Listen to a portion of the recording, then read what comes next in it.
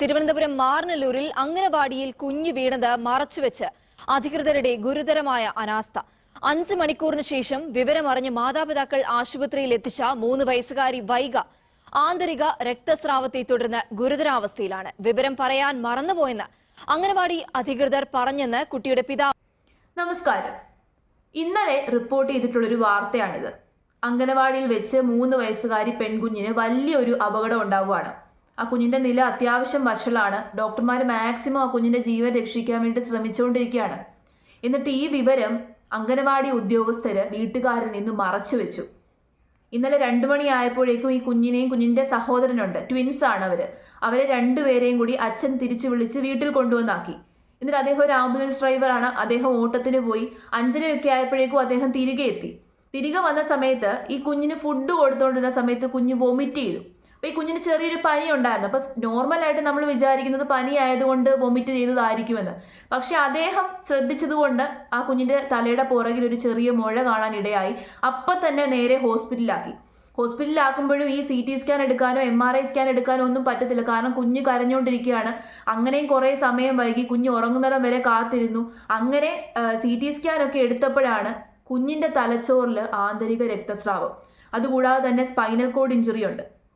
അതും പോരാഞ്ഞിട്ട് കുഞ്ഞിന്റെ കഴുത്തിന്റെ എല്ലിന് പൊട്ടലും ഉണ്ട്. അപ്പൊ അത്രയും സീരിയസ് ആയിട്ടുള്ള ഇഞ്ചുറിയാണ് ഉണ്ടായിരിക്കുന്നത്. അപ്പൊ ഈ കുഞ്ഞിന്റെ സഹോദരൻ 3 വയസ്സുകാരൻ അവൻ പറഞ്ഞു കുഞ്ഞ് തറയിൽ വീണതാണ് എന്ന് പറഞ്ഞു.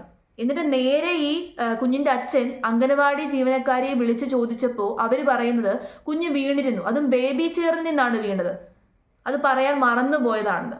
അച്ഛൻ വിളിക്കാൻ ചെന്നപ്പോഴെങ്കിലും അത് പറയണമായിരുന്നു. അത് മനഃപൂർവ്വം മറച്ചു വെച്ചത് തന്നെയാണ്. എന്നിട്ട് ബേബി ചെയറിൽ നിന്ന് വീണെന്ന്. ഒരു ബേബി ചെയറിൽ നിന്ന് വീഴുമ്പോൾ കുഞ്ഞിന് എന്തായാലും ഇത്രയും സീരിയസ് ഇഞ്ചുറി ഉണ്ടാകത്തില്ല. അപ്പം നല്ല ഹൈറ്റിൽ നിന്ന് വീണതായിരിക്കും. ഒന്നെങ്കിൽ ആരെങ്കിലും എടുത്ത് അടിക്കണം, അല്ലെങ്കിൽ എടുത്തെറിയണം, അല്ലെന്നുണ്ടെങ്കിൽ നല്ല ഹൈറ്റിൽ നിന്ന് തറയെ വീഴണം. എങ്കിൽ മാത്രമേ അത്രയും വലിയ ഇഞ്ചുറി ഒരു കുഞ്ഞിന് ഉണ്ടാകത്തുള്ളൂ. അപ്പൊ കുഞ്ഞിന്റെ അനിയൻ പറയുന്നത് എന്താണ്? കുഞ്ഞ് ജനലിന്റെ മുകളിൽ വലിഞ്ഞു കയറിയപ്പോൾ അവിടെ നിന്ന് തറയെ വീണതാണെന്നാണ്. എന്നിട്ട് അതുപോലും മറച്ചു വെച്ചു. 12:30-ക്കാണ് കുഞ്ഞ് വീഴുന്നത്. 12:30 തൊട്ട് 5:30 വരെ എത്ര സമയം വൈകി എന്ന് ആലോചിച്ച് നോക്കണം. എന്നിട്ട് പോലും പറഞ്ഞില്ല. ഒന്ന് ആലോചിച്ച് നോക്കി. അത്രയും വലിയ ഹൈറ്റിൽ നിന്ന് ഒരു കുഞ്ഞ് താഴെ വീണ് കഴിഞ്ഞാൽ ആ കുഞ്ഞിന് സീരിയസ് ആയിട്ടുള്ള ഇഞ്ചുറി ഉണ്ടാകുമെന്ന് അറിയാത്ത ആൾക്കാരാണ് അംഗനവാടി ജീവനക്കാരായിട്ട് വർക്ക് ചെയ്തുകൊണ്ടിരിക്കുന്നത്. അപ്പൊ അംഗനവാടി ജീവനക്കാർക്ക് ബേസിക് ആയിട്ടുള്ള ട്രെയിനിങ് പോലും കൊടുക്കുന്നില്ലെന്നല്ലേ അതിനർത്ഥം? ഇങ്ങനെയുള്ള കാര്യങ്ങളെക്കുറിച്ച് ചെറിയ രീതിയിലുള്ള അറിവൊക്കെ അവർക്ക് ഉണ്ടായിരിക്കണം. ബേസിക് ആയിട്ടുള്ള medical knowledge, first aid knowledge, കുഞ്ഞുങ്ങൾക്ക് എന്തെങ്കിലും പെട്ടെന്ന് സംഭവിച്ചു കഴിഞ്ഞാൽ എന്തൊക്കെ ചെയ്യണം, അങ്ങനെയുള്ള ഒരു നോളേജും ഒരു ട്രെയിനിങ്ങും അവർക്ക് കിട്ടിയിട്ടില്ലെന്നല്ലേ അതിൻ്റെ അർത്ഥം. അതുകൂടാതെ തന്നെ അവരത് മറച്ചു വെച്ചു.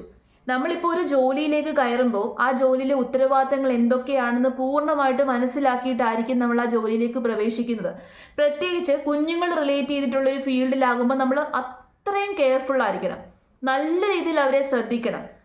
2-3 കുഞ്ഞുങ്ങളെ നോക്കുന്ന അമ്മമാർക്കറിയാം, ഒന്ന് കണ്ണ് തെറ്റിക്കഴിഞ്ഞാൽ വേണ്ട. ഒരു കുഞ്ഞിനെ നോക്കുന്ന അമ്മമാർക്കറിയാം, ഒന്ന് കണ്ണ് തെറ്റിക്കഴിഞ്ഞാൽ കുഞ്ഞ് എന്തെങ്കിലുമൊക്കെ ചെയ്യും. 3 വയസ്സ് മാത്രം പ്രായമുള്ളൊരു കുഞ്ഞാണ്. അപ്പൊ ആ കുഞ്ഞ് ഈ ജനലിന്റെ മണ്ടയ്ക്ക് വലിഞ്ഞു കയറിയതൊന്നും തന്നെ ആ ജീവനക്കാർ കണ്ടില്ലെന്നല്ലേ? അപ്പൊ അവരത്രയും ശ്രദ്ധിക്കാതെയാണ്, വെറും അലക്ഷ്യമായിട്ടാണ് കുഞ്ഞുങ്ങളെ നോക്കിക്കൊണ്ടിരിക്കുന്നത്. അംഗനവാടിയിലേക്ക് കുഞ്ഞിനെ കൊണ്ടുവിട്ടിട്ട് തിരിച്ച് മാതാപിതാക്കള് വിളിച്ചുകൊണ്ട് പോകുന്നിടം വരെ ആ കുഞ്ഞുങ്ങളുടെ മേലുള്ള ഉത്തരവാദിത്തം അവർക്കായിരിക്കണം. അത്രയും കെയർഫുൾ ആയിട്ട് നോക്കണം. ആ കുഞ്ഞുങ്ങളെ നോക്കാൻ വേണ്ടിയിട്ടല്ലേ അവർ ശമ്പളം വാങ്ങിച്ചുകൊണ്ടിരിക്കുന്നത്. എന്നിട്ട് ഇത്രയും ബോധമില്ലാതെയാണ് പ്രവർത്തിച്ചുകൊണ്ടിരുന്നത്. ഇന്ന് രാവിലെ ഈ ഒരു വാർത്ത റിപ്പോർട്ട് ചെയ്തിട്ടുള്ളൊരു മാധ്യമപ്രവർത്തകൻ അദ്ദേഹം പറയുന്നത് കേട്ടു, മനഃപൂർവ്വം ആയിരിക്കത്തില്ല, പേടിച്ചിട്ടായിരിക്കും, ബോധപൂർവ്വം മറച്ചു വെച്ചതായിരിക്കില്ലെന്ന്. ഇത് ബോധപൂർവ്വം മറച്ചു വെച്ചത് തന്നെയാണ്. എന്തായാലും ഇപ്പൊ എത്ര ശ്രദ്ധിച്ചു കഴിഞ്ഞാലും ചില സമയത്ത് അപകടങ്ങൾ വരും, സമ്മതിക്കുന്നു.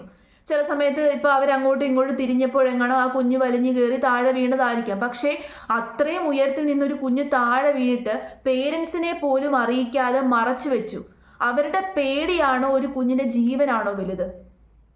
അപ്പൊ ഒരു കുഞ്ഞിന്റെ ജീവന് പ്രാധാന്യം കൊടുക്കാത്ത ആൾക്കാരെ കുഞ്ഞുങ്ങളെ നോക്കാൻ വേണ്ടിയിട്ട് എന്തർത്ഥത്തിലാണ് ഏൽപ്പിച്ചേക്കുന്നത്? അവർക്ക് സസ്പെൻഷൻ കൊടുത്തിട്ടുണ്ട്.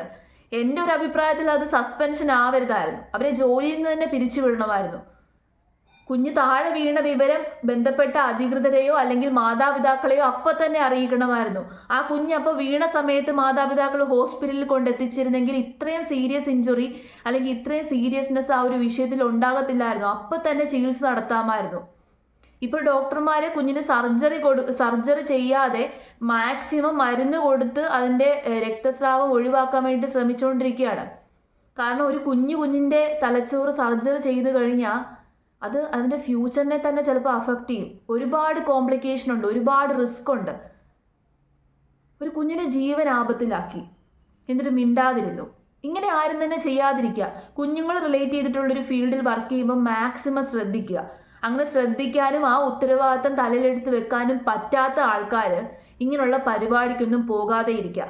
അതുകൂടാതെ തന്നെ മാതാപിതാക്കൾ നിങ്ങളുടെ കുഞ്ഞുങ്ങളെ ഇതുപോലെ എവിടെയെങ്കിലും ആക്കുന്നുണ്ടെങ്കിൽ ആ സ്ഥാപനത്തിലെ ജീവനക്കാർ കൃത്യമായിട്ട് ജോലി ചെയ്യുന്നുണ്ടോ എന്ന് ശ്രദ്ധിക്കുക. നമുക്ക് രഹസ്യമായിട്ടൊക്കെ അന്വേഷിക്കാനൊക്കെ പറ്റും, കാരണം നമ്മുടെ കുഞ്ഞുങ്ങളുടെ ജീവന്റെ കാര്യമാണ്. അന്വേഷിക്കുക. അവരെങ്ങനെ അലക്ഷ്യമായിട്ടാണ് ജോലി ചെയ്യുന്നതെന്നുണ്ടെങ്കിൽ നമുക്ക് സുഖമായിട്ട് കണ്ടുപിടിക്കാൻ വേണ്ടിയിട്ട് പറ്റും. എന്തെങ്കിലുമൊക്കെ ചെക്കിംഗ് ഉള്ള സമയത്ത് അവർ നല്ല രീതിയിലൊക്കെ ജോലി ചെയ്യും, അല്ലാത്ത സമയത്ത് അവർ ചുമ്മാ അശ്രദ്ധയൊക്കെ എടുത്തിട്ടായിരിക്കും ജോലി ചെയ്യുന്നത്. അത് നമ്മൾ ശ്രദ്ധിക്കുക. ഇത് വളരെ ഗുരുതരമായിട്ടുള്ളൊരു തെറ്റാണ് അവരുടെ ഭാഗത്തു നിന്നുണ്ടായത്. എന്നിട്ടും ഇപ്പോൾ പലരും അതിനെ മറച്ചു വെക്കാൻ വേണ്ടിയിട്ടാണ് ശ്രമിക്കുന്നത്, അവരെ ന്യായീകരിക്കാൻ വേണ്ടിയിട്ടാണ് ശ്രമിക്കുന്നത്. അംഗനവാടി ഉദ്യോഗസ്ഥരെ ന്യായീകരിക്കാൻ വേണ്ടി പലരും ശ്രമിക്കുന്നത് കാണുമ്പോൾ എനിക്ക് അത്ഭുതമാണ് തോന്നുന്നത്. ഒരു ആ കുഞ്ഞ് അത്രയും വേദന അനുഭവിക്കുകയാണ്. ഇപ്പൊ പലരും പറയും അവർക്ക് അറിവില്ലാത്തത് കൊണ്ടായിരിക്കും, ആ കുഞ്ഞിന് വലിയ പ്രശ്നമൊന്നും ഇല്ലാത്തത് കൊണ്ടായിരിക്കും മിണ്ടാതിരുന്നത്. എന്ത് ഇല്ലെന്ന്, ഇത്ര ഉയരത്തിൽ നിന്നൊരു കുഞ്ഞ് താഴെ വീണ് കഴിഞ്ഞാൽ ആ കുഞ്ഞിന് ഇത്ര ഇഞ്ചുറി ഉണ്ടാകത്തില്ല എന്നെന്താണ് ഉറപ്പ്? അതുപോലും അറിയാതെയാണ് ഈ ജോലിക്കൊക്കെ കയറിയേക്കുന്നത്. ഇപ്പൊ ആ കുഞ്ഞിന് ചെറിയൊരു പനി ഉണ്ടായിരുന്നു എന്ന് പറയുന്നു. സാധാരണ ഗതിയിൽ ഒരു മാതാപിതാക്കളാണെങ്കിൽ എന്ത് ചെയ്യുന്നത്? കുഞ്ഞ് ഫുഡ് കൊടുത്തു ഛർദ്ദിച്ച് കഴിയുമ്പോൾ പനിയുടെ ആയിരിക്കും അങ്ങനെ ഛർദ്ദിച്ചതെന്ന് പറഞ്ഞ് കുഞ്ഞിന് എന്തെങ്കിലും ഗുളിക കൊടുത്ത് ഉറക്കി കിടത്തും.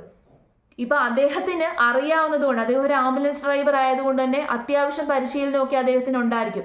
അദ്ദേഹത്തിന് അറിയാവുന്നത് കൊണ്ടല്ലേ അത് ശ്രദ്ധിച്ചത്? ഇല്ലായിരുന്നുണ്ടെങ്കിലോ? കുഞ്ഞിന്റെ ജീവൻ നഷ്ടപ്പെട്ടതിന് ശേഷം മാത്രമേ ഇങ്ങനൊരു കാര്യം അറിയത്തുള്ളായിരുന്നു.